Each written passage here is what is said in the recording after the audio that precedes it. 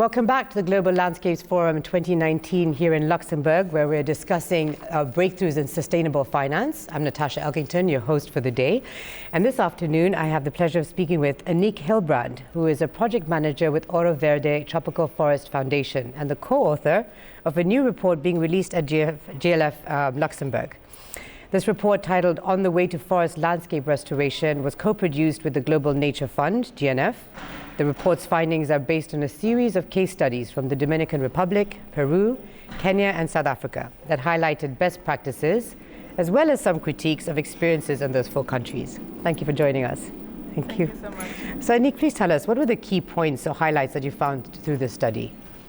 So in general, we saw that there is a lot of finance for landscapes and climate change, tackling climate change available already. The question is much more on how we implement these investments on the ground, how we include local communities, the producers, how to reduce their risk and get the best ecological and social impact out of these investments. So we have some recommendations on how to reduce the risk of the local farmers. We visited a project in Peru from the Atelia Climate Fund, for instance, and in Kenya in the Mount Elgon project from the Livelihoods Fund, and we found some really good lessons learned. As well, we have a example from the Dominican Republic where a donation flow into a landscape, and they built with little money a landscape governance approach, which is like a mechanism that includes all as well vulnerable people that usually in large scale investments and oftentimes as well monoculture wouldn't be here, and that is something really important. But then apart from the implementation, obviously we also had to analyze a bit the enabling environment, because if that's in the countries not there, for instance, land tenure right or user right, then investments can flow only to those people that have the land rights. So it's important to ensure land users' right to have an inclusive process. Hearing the voices as well of the poorest of the poor. Oh, yes, it's very, very important. I've been having different conversations actually with people I've been interviewing about rights and how do we factor that into finance. So what role do local communities and indigenous peoples, organizations on the ground, such as farm groups have? What role do they have? Yeah. I mean, mainly from the investor perspective, they are the producer of the product that then generates the revenues. It can be cacao, it can be coffee, but it can be also through storing carbon in their home gardens or agroforestry systems. At the same time, especially indigenous people and local people living close to forest areas, they are the keeper of the forest and they are preserving our forest and ecosystem. So from our perspective in the analysis, we found that they are like the key group in the investment and we should really engage and work with them. To work with them, it's a good recommendation to have a local NGO or implementation organization that is really involved in the landscapes, that know the people, the culture and their history for a long time, so that the farmers and, for instance, the fishermen or the forest dwellers have the trust to work with this implementation organization. Yes.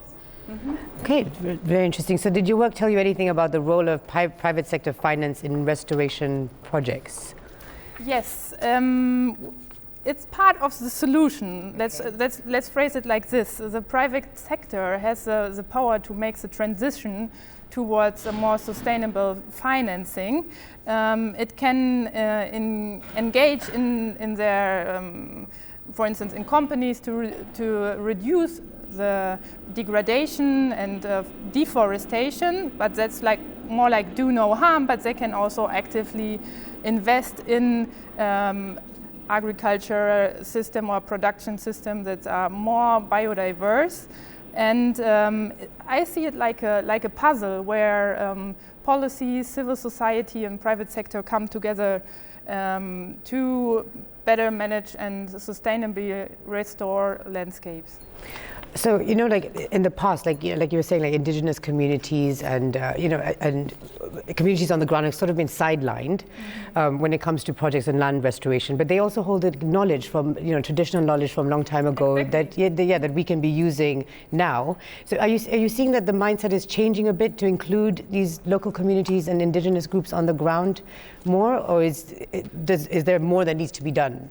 Definitely there's much more that needs to be done, especially in the private sector. In the history, we have been working a lot with monocultures or with the people that they are not so much in the rural areas because infrastructure is better, so the investment rather flows in a landscape that is already having the capacity that is having cooperatives and producer organizations. Mm-hmm. But we see that more and more newer funds and products are being developed to be more inclusive, and today at the GLF Finance in Luxembourg we find some really good solutions and people who are working on this. So I see it's the momentum for change, and there are some good lessons learned. For instance, in Peru they build up a local cooperative just right from the beginning, from the project. So there was nothing in place for the farmers to come together to get the capacities they would need for the agroforestry cacao production, and this is something really new.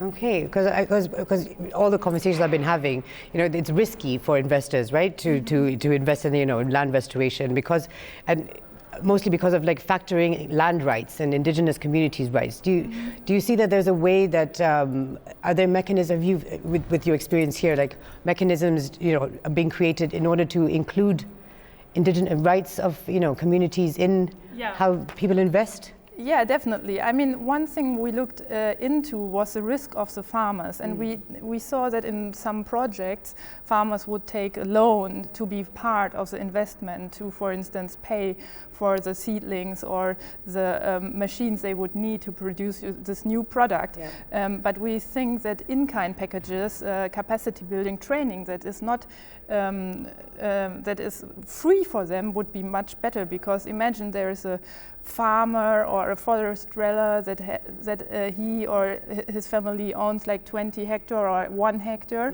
and he has to take a loan from $1,000. If the Amazon is burning, then it could be leading to bigger problems. So there we find in our study some really good solutions, and we recommend to use the local currency, not for instance US dollars, because the exchange rate, the currency exchange is a risk for the farmers that usually in their previous way of working they haven't been thinking internationally as well. We believe that it is very helpful to combine international products that can be sold internationally with local products that are culturally important to the people on the ground,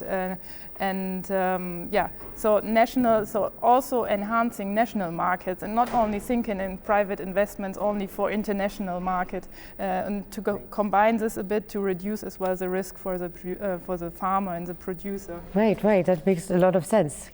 I guess we've kind of covered, I was going to say the last question, like what does your research tell us about managing financial risk and some best practices around this? Yeah. So you've kind of already talked about that. So what about your experience here at the GLF? How has it been? And why do you think like these conferences are important in terms of land restoration and moving the whole climate action agenda forward? I think it's really important. It's my first time to be in Luxembourg at the Finance GLF.